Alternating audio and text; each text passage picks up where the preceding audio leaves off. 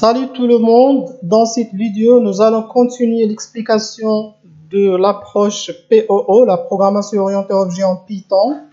Cette vidéo sera réservée à l'explication de la notion de l'héritage simple ainsi que la notion de l'encapsulation des données.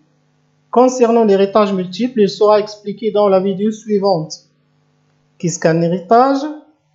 L'héritage, c'est tout simplement la possibilité qu'une classe phi pouvoir hériter les attributs et les méthodes d'une classe mère. Et par conséquent, la classe phi aura la possibilité d'utiliser ses propriétés et ses attributs sans qu'ils soient définis à l'intérieur de la classe phi. Commençons par un exemple simple, soit une classe, par exemple mère, donc classe mère, qui se contente dans le constructeur d'afficher le message je suis la classe mère. Donc def, le constructeur, init, le mot réservé self, affichant le message print. Donc je suis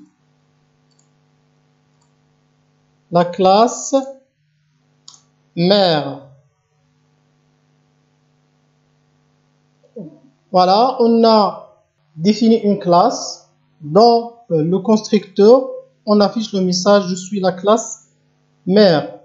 Maintenant, on peut définir une classe phi qui va hériter à partir de la classe mère. Donc, soit classe phi pour hériter, on ouvre parenthèse et écrire le nom de la classe mère. Comme ça. Donc la classe phi, elle va hériter la classe mère. Définissons le constructeur de notre classe phi. Le mot réservé self. Et cette classe, elle va afficher également je suis la classe phi.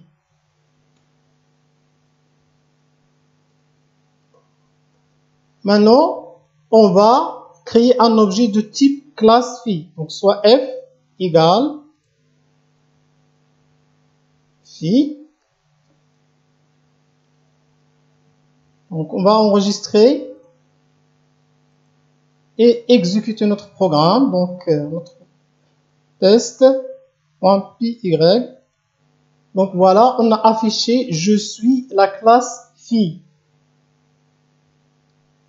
Donc, comme d'habitude, vous pouvez toujours utiliser le debugger intégré, donc start debugger, comme ça, et exécuter le débugage directement. Et le message sera affiché ici. Voilà, je suis la classe phi. Pour des raisons didactiques et pour la visibilité, j'utilise la ligne de commande, hein, donc pour avoir plus clair.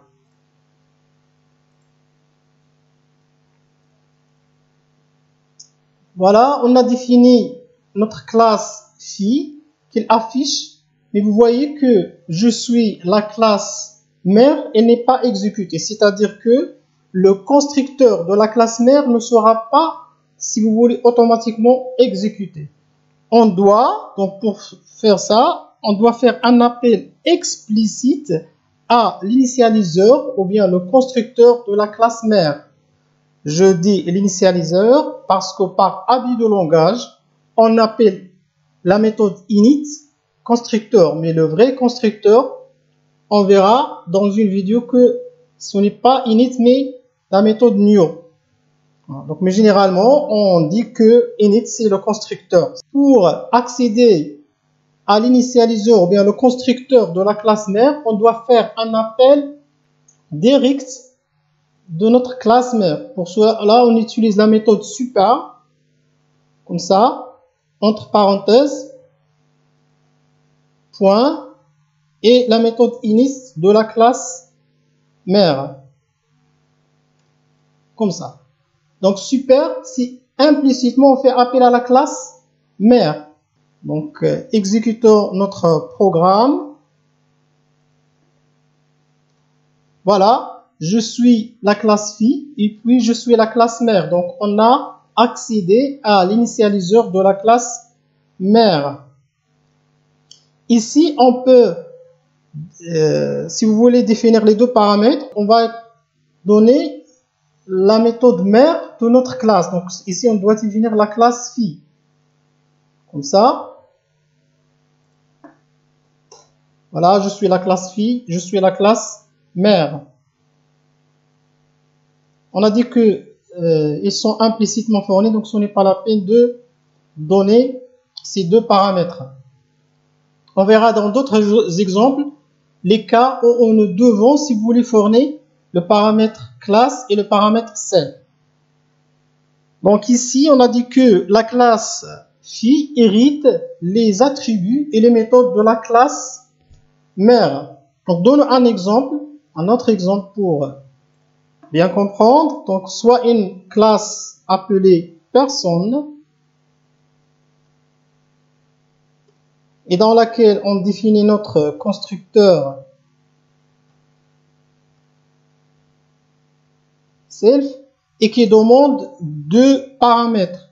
Donc le nom de notre personne et prénom. Donc il est préférable de ne pas utiliser les caractères avec accent. On initialise les paramètres, donc self, point, les attributs.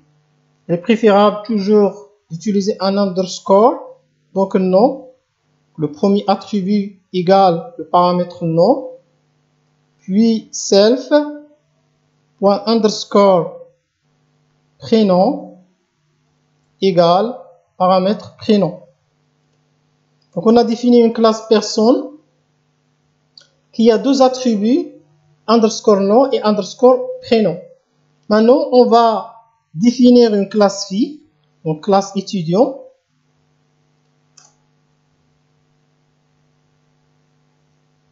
Qui hérite notre classe personne. Définissons notre constructeur.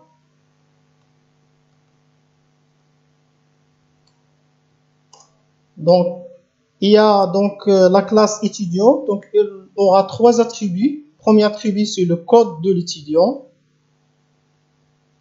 Comme ça. Nom et prénom.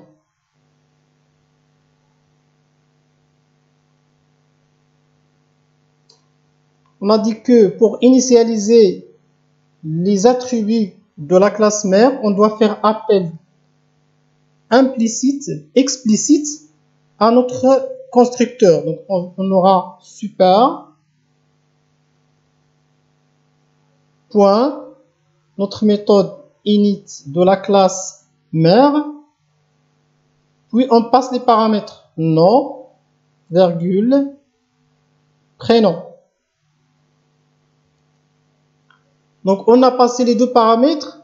Concernant le paramètre d'attribut code, donc il n'est pas défini dans la classe mère, donc on va, si vous voulez, initialiser notre attribut code dans la classe fille, la classe étudiant. Donc self point underscore code égale code.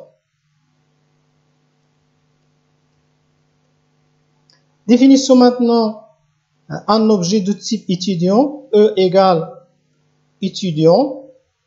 On va lui passer les deux paramètres, les trois paramètres, le code par exemple 12, virgule, nom, par exemple kebab, virgule, prénom, il amine. Comme ça, comme vous voyez d'ici, on a défini les paramètres de notre classe et on va essayer d'afficher, par exemple, l'attribut nom. Print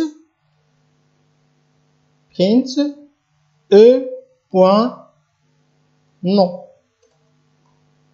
Donc, comme vous voyez ici, la classe fille étudiant n'a pas d'attribut nom, mais il a hérité l'attribut nom de la classe mère personne. Donc, on a donc affiché le message. On va afficher le message pour voir est-ce qu'on peut accéder à cet attribut de la classe mère à partir de la classe fille. Voilà, donc le nom c'est Kabab. Donc cette possibilité donc d'avoir l'accès directement aux attributs donc à partir de la classe fille. Donc normalement on verra ça par la suite que il est préférable si vous voulez de mettre une encapsulation des données, c'est-à-dire il ne faut pas y accéder directement aux attributs hors classe. Donc on doit fournir, ou bien si vous voulez définir des méthodes qui ont la possibilité d'accéder aux attributs du classe. Donc comme ça, donc on a vu que la classe étudiant a hérité les propriétés nom, prénom. Donc on peut également afficher, si vous voulez, le message code. Donc, print e.code.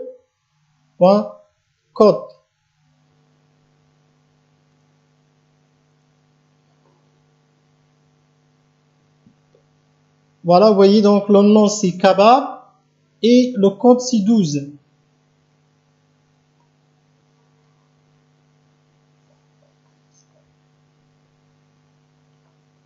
On verra donc un autre exemple un peu plus riche sur l'héritage simple. On va construire une classe rectangle qui est définie par la largeur et la longueur de notre rectangle et calculer la surface et le périmètre de notre rectangle.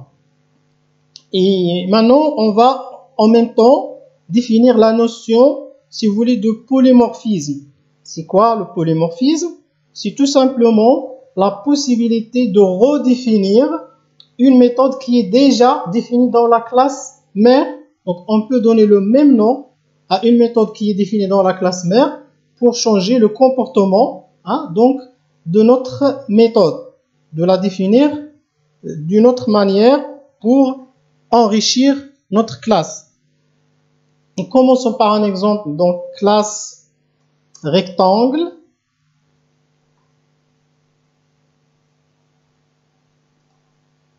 Notre initialiseur ou bien constructeur, self, et on a donc longueur et largeur et longueur. Largeur et longueur. On va les initialiser, donc self underscore toujours, donc c'est préférable. On va expliquer ça quand nous aurons l'occasion de parler par la suite de l'encapsulation. Égal à largeur et self.underscore longueur égale longueur.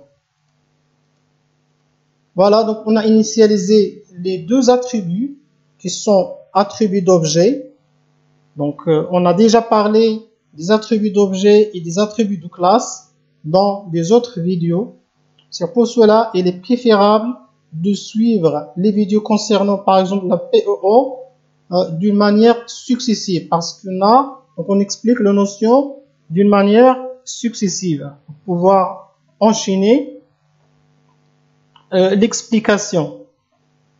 Maintenant, on va définir une méthode qui va nous permettre d'afficher ou de calculer la surface. Def une méthode surface par exemple. Surface avec le mot réservé self. Return. Donc on va retourner si vous voulez la surface. C'est quoi la surface? Donc c'est la longueur fois la largeur. Donc self fois largeur, multiplié donc,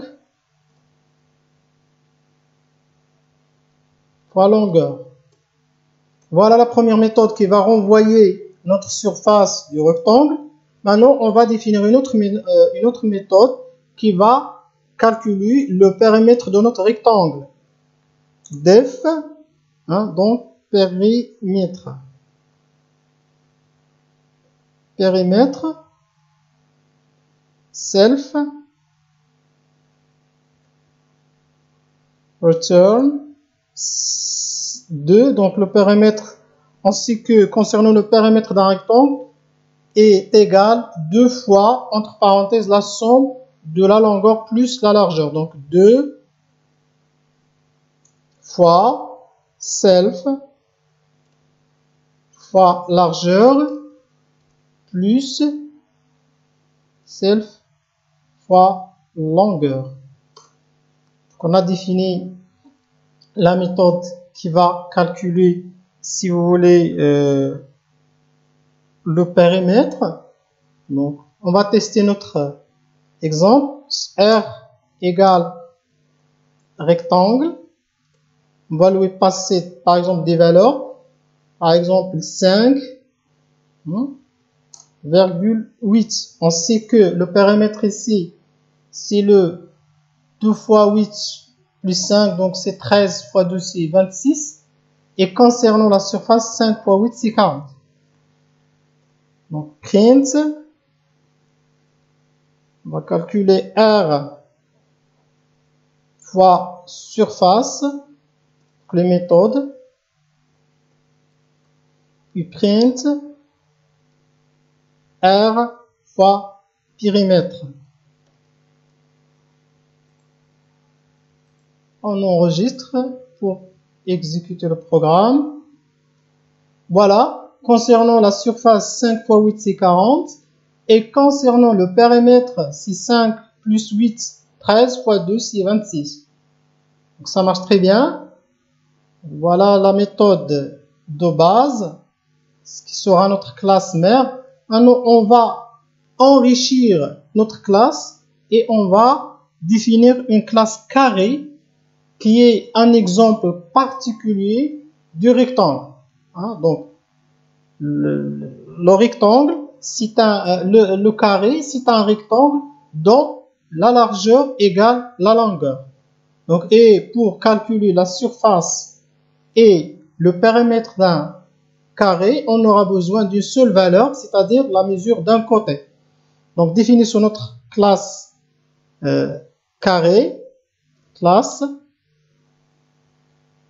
carré, donc qui va hériter du rectangle, notre classe rectangle. Définissons notre constructeur. Notre constructeur, donc on aura besoin d'une seule valeur, donc inis self, virgule, la valeur du côté. Voilà notre constructeur. Donc pour cela, donc on aura tout simplement de faire appel à notre initialiseur ou bien constructeur de la classe mère et le tout est joué. Donc on n'aura pas besoin de définir une méthode spécifique qui va calculer la surface du rectangle, du carré ou bien le périmètre. Pour cela, on fait appel avec la méthode super, donc c'est-à-dire faire super, donc faire appel à la classe mère. Point, notre initialiseur, et on passe les paramètres, puisque, comme vous voyez ici, l'initialiseur de la classe rectangle aura besoin de deux valeurs, la largeur et la longueur. Pour nous, on a fourni une seule valeur côté, donc on va écrire deux fois, puisqu'on a dit que la largeur égale la longueur dans le cas de notre carré. Voilà. Donc, maintenant, on va définir un objet de type carré. Donc, C égale carré. Et on va lui passer, par exemple, soit un carré de 5. On sait que 5, le périmètre d'un carré de 5 cm, c'est 4 fois 5, c'est 20. Et la surface, c'est 5 fois 5, c'est 25. Donc, print, on va afficher la surface et le périmètre. Donc, C.surface, puis print C.périmètre. On va enregistrer et exécuter.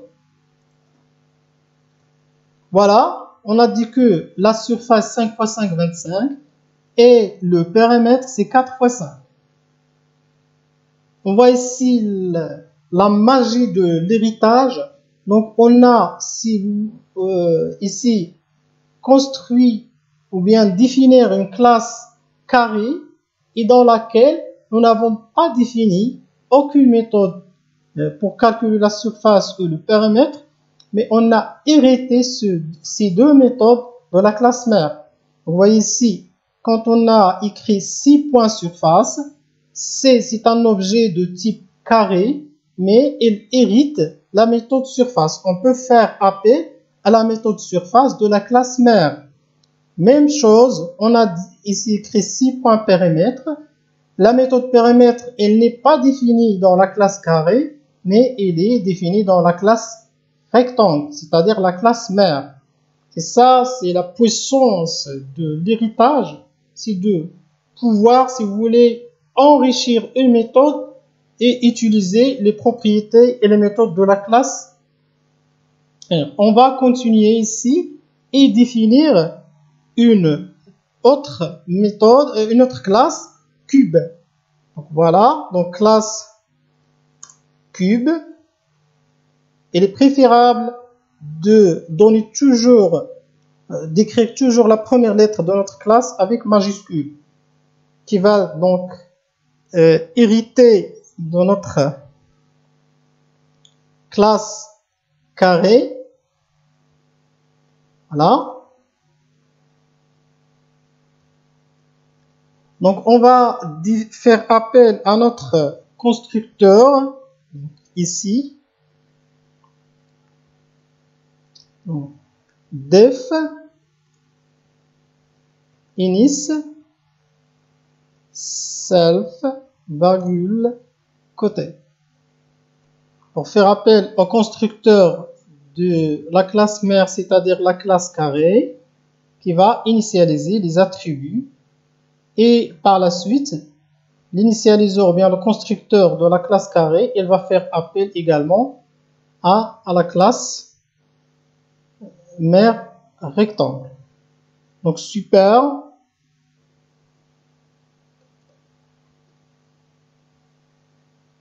Appelons le constructeur de la classe mère.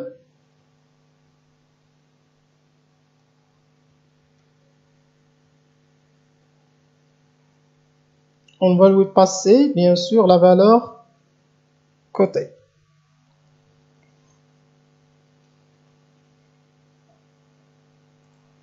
Alors, concernant, si vous voulez, le calcul de la surface du cube, ainsi que le cube, concernant la surface, on aura besoin de calculer, donc il est constitué de 6 surfaces, de 6 carrés, donc de 6 carrés. On va calculer la surface d'une face et la multiplier par 6. Et ici, on va redéfinir une méthode appelée surface alors que cette méthode, il existe déjà dans une classe mère rectangle. Donc, le fait de redéfinir une méthode alors que cette méthode existe déjà dans la classe mère, ça s'appelle le polymorphisme, c'est-à-dire faire de plusieurs manières, donc agir de manière différente. Donc, on va définir notre méthode surface, donc def surface. On va lui passer donc le self par défaut. Et dans ce cas, on aura également la possibilité de faire appel à notre, si vous voulez, surface, la méthode surface qui existe déjà dans la classe rectangle. Pour cela, on fait return, puis supérieur, donc méthode super. Dans ce cas, on a dit que cette méthode accepte deux paramètres, le nom de la classe phi, hein, donc la classe carré, pour donc ici carré. Donc la classe, puisqu'on a dit ici que on a passé carré, c'est la classe phi, donc le supérieur, donc c'est la classe mère, à savoir rectangle. Hein. Donc on veut y accéder à la méthode de la classe mère, hein, concernant la classe carré. Donc, ici. Et le mot réservé c'est.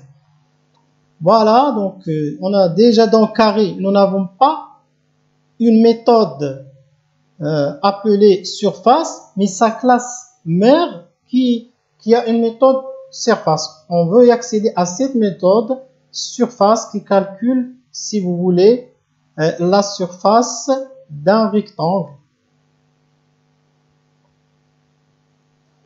Donc point surface. Et on va la multiplier fois 6. Fois 6. Comme ça, on a redéfini notre méthode surface, c'est le polymorphisme. Et en même temps, on a enrichi la méthode surface de notre classe mère. Okay, donc, concernant la méthode surface de la classe rectangle. Pour calculer le volume de notre cube, donc def, une méthode appelée volume. On va lui passer self. Concernant le volume d'un cube, on va calculer la surface d'une face, c'est-à-dire d'un carré, et la multiplier par le côté. Donc return. Même chose, super, donc la méthode super. Puis ici, carré. Le mot réservé, self. Point. Surface. Qu'on va la multiplier par self. Point. Si vous voulez, longueur. Parce que longueur égale à largeur. Et ici, comme vous voyez ici, on a pu accéder à l'attribut longueur qui n'est pas défini dans notre classe cube ou bien la classe carré, mais il est défini dans la classe mère rectangle. Et ça, c'est grâce à l'héritage. Donc, notre classe cube, déjà, il hérite l'attribut longueur à partir de la classe carré qui hérite également cet attribut à partir de la classe rectangle. Maintenant, on va définir un objet, donc soit cube en minuscule égale à cube. On va lui passer par exemple 10. Donc concernant ici la surface, on a dit que la surface fois 6, donc on a 10 fois 10, 100 fois 6, va retourner 600. Et concernant le volume, on a 10 fois 10, c'est la surface 100, multiplié fois 10, 6000. Donc, la surface 600 et le volume 6000. Print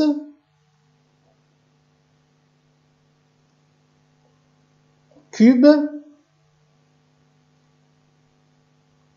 fois surface. Print également cube point volume. On va tester notre programme. Clear screen pour effacer l'écran. On a ici un certain problème. An unsupported operand for method and int.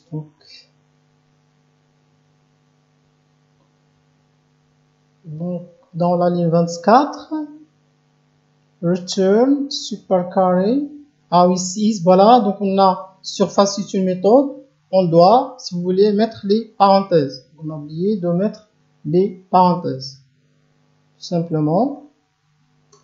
Voilà. On a dit que la surface est 600, puisqu'on a dit que le côté 10, 10 fois 10, 100 fois 6, c'est 600, et le volume 6000. Donc, ça marche très bien. Donc, on a déjà vu la notion de polymorphisme, la possibilité de redéfinir une méthode de même nom qui existe dans la classe mère et de la redéfinir dans la classe phi. Dans cette méthode, on peut toujours accéder à notre méthode initiale. Donc, comme vous voyez ici, la méthode surface dans la classe cube accède à la méthode surface de la classe rectangle. Voilà ce qui concerne l'héritage simple. D'une façon un peu plus concise. Maintenant, on va parler de la notion de l'encapsulation des données. L'encapsulation des données, c'est tout simplement dans les langages qui sont stricts, comme C# ou le langage C++, on définit le niveau de visibilité des attributs au niveau des classes. On a le niveau privé.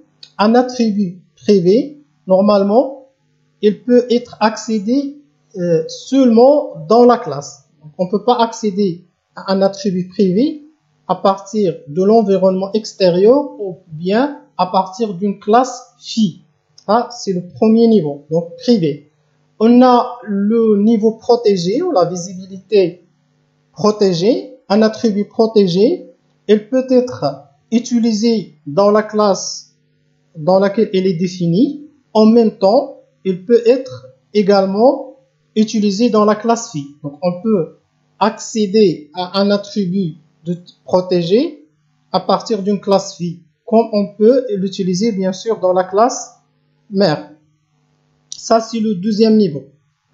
Concernant le niveau public, on peut accéder partout à cet attribut, c'est-à-dire on peut l'utiliser dans la classe dans laquelle il est défini. On peut également accéder à un attribut public dans la classe phi, comme on peut accéder à un attribut public à partir de l'extérieur de notre classe. Mais en Python, généralement, il n'y a pas cette possibilité de définir les niveaux de visibilité des attributs.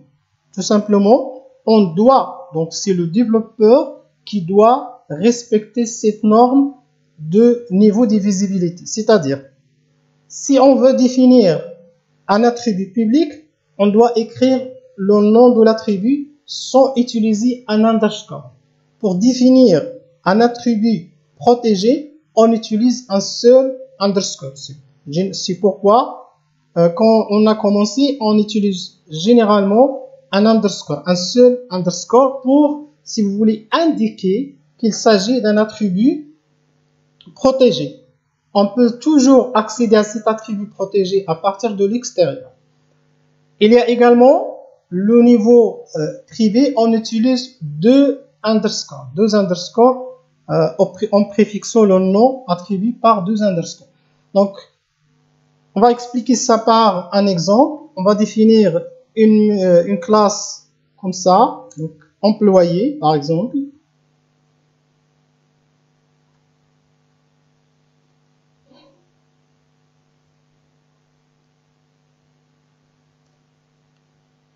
Et dans lequel on va définir def employé. notre constructeur init et self, soit par exemple cet employé qui est défini par son nom et le salaire.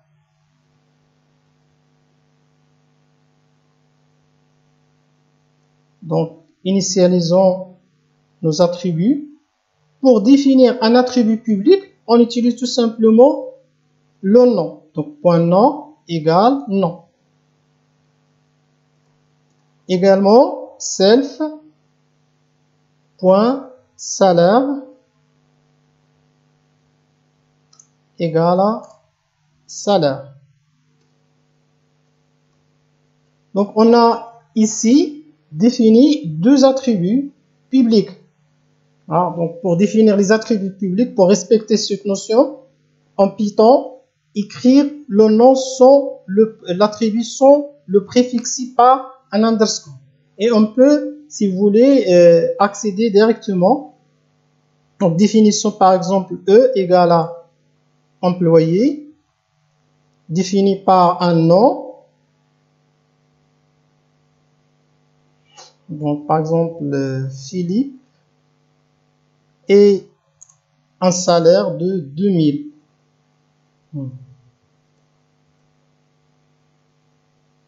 Pour afficher le salaire, donc E point salaire.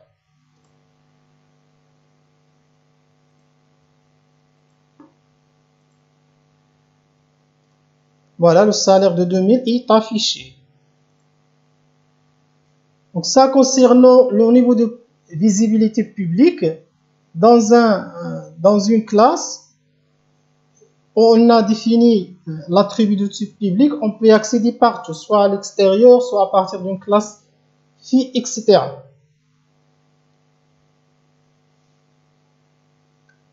Maintenant, si nous voulons définir le niveau protégé, par exemple, on utilise un seul underscore c'est le développeur qui prend la responsabilité de respecter ces notions et cette façon d'écrire, de procéder à l'écriture des attributs pour indiquer qu'il s'agit d'un type protégé.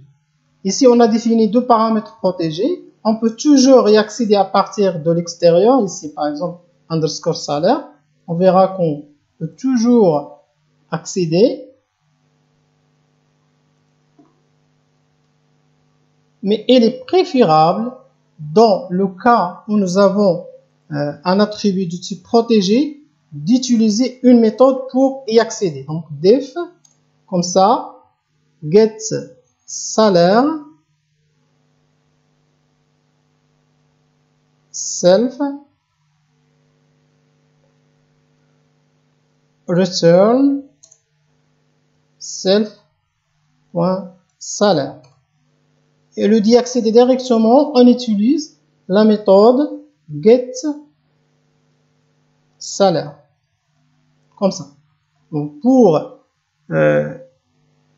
les attributs de niveau protégé, il est préférable d'utiliser des méthodes ou bien d'utiliser des propriétés. Et nous avons déjà parlé dans la vidéo précédente comment définir des propriétés au sein d'une classe.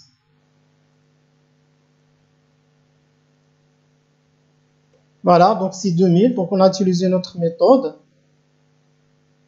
Le dernier niveau, concernant la visibilité, donc on a dit que un type protégé, on peut accéder à ce niveau à partir d'une classe et de la classe mère, soit de la classe mère ou bien de la classe fille. Donc, définissons par exemple ici employé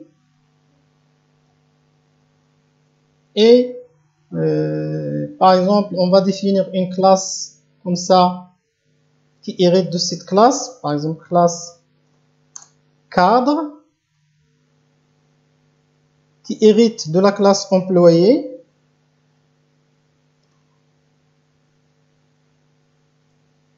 Diff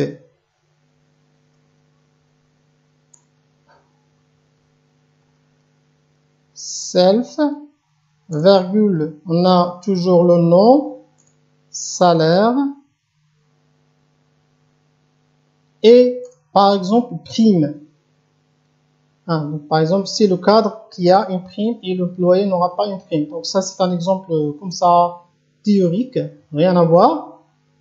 Comme ça, on va faire appel à notre constructeur de la classe mère pour initialiser les attributs. Voilà, super. Point init. Puis on donne nom, salaire.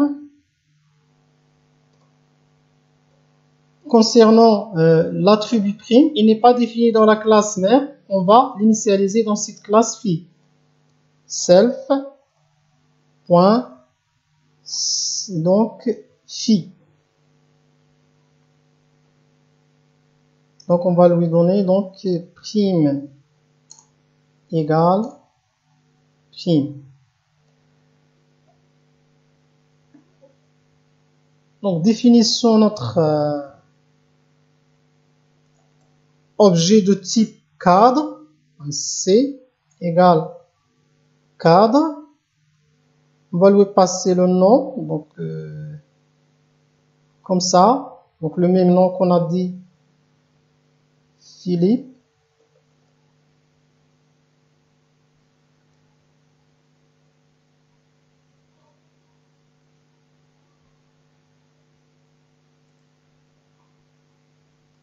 Virgule, le salaire 2000, par exemple 3000. Et par exemple la prime 2000. Donc print c.salaire. Vous voyez ici que salaire il n'est pas défini dans la classe fille de cadre, il est défini dans la classe employé, mais on peut toujours accéder à cet attribut. Et voilà, c'est 3000. Le salaire, c'est 3000.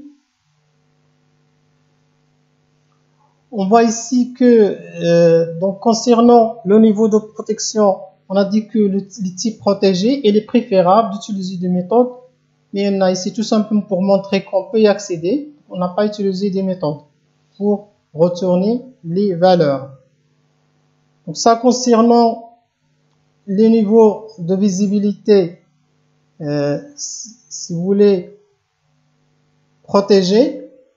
Concernant le dernier niveau, c'est le niveau privé, c'est d'utiliser deux underscores. Donc, ici, donc underscore deux fois. Si on utilise underscore ici, donc on n'aura pas la possibilité d'accéder au salaire et au nom à partir donc de la classe fille. Donc, on verra ça. On va définir plutôt, donc ce sont des clear screen.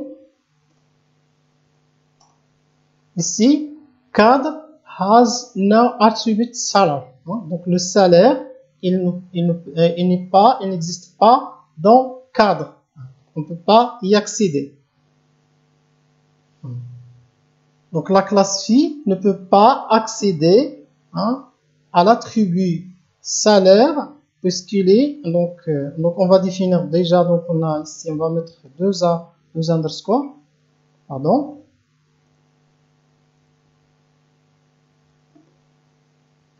Donc c'est le même message, donc attributes cadre object has no attributes deux underscore salaire, donc on ne peut pas y accéder à partir de la classe. Donc donc ici on va utiliser notre méthode getSalaire. Ici on va faire c point get salaire.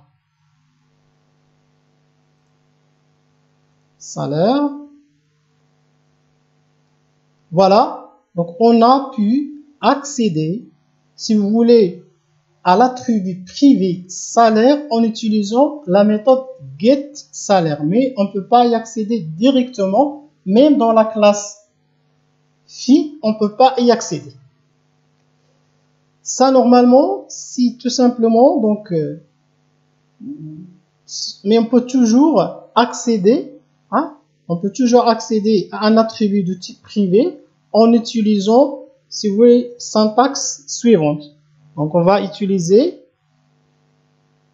définir tout d'abord E, voilà, égale employé, redéfinir le nom, par exemple, comme ça, le salaire, par exemple, 2500. Ici, on va faire même test, print, hein, donc E.2_ salaire.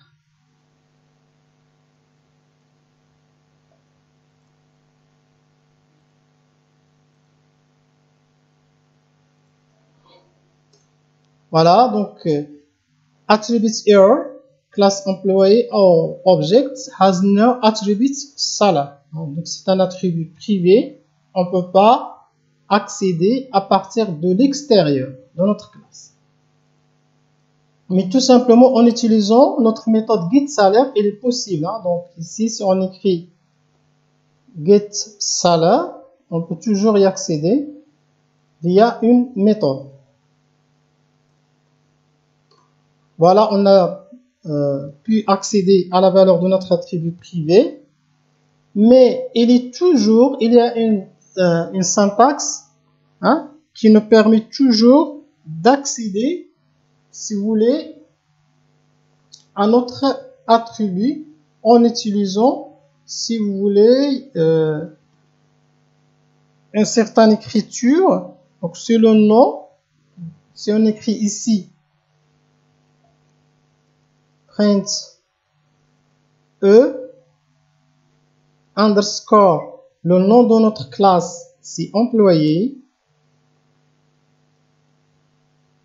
2 underscore, puis notre attribut salaire. Comme ça. Avec cette écriture, donc le nom de notre objet, point, underscore, le nom de la classe, 2 underscore et donc le nom de notre attribut.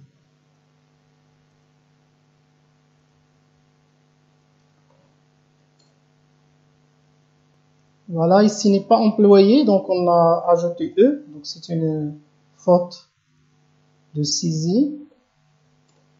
Voilà, donc on a pu accéder, hein, à un attribut privé à partir de l'extérieur en utilisant cette syntaxe, le nom de l'objet, point underscore, le nom de la classe, puis le nom de notre attribut privé. Mais il est préférable, je cite, il est préférable de ne pas utiliser cette syntaxe pour y accéder à partir de l'extérieur. Il faut utiliser des méthodes comme getSalaire ou bien des propriétés.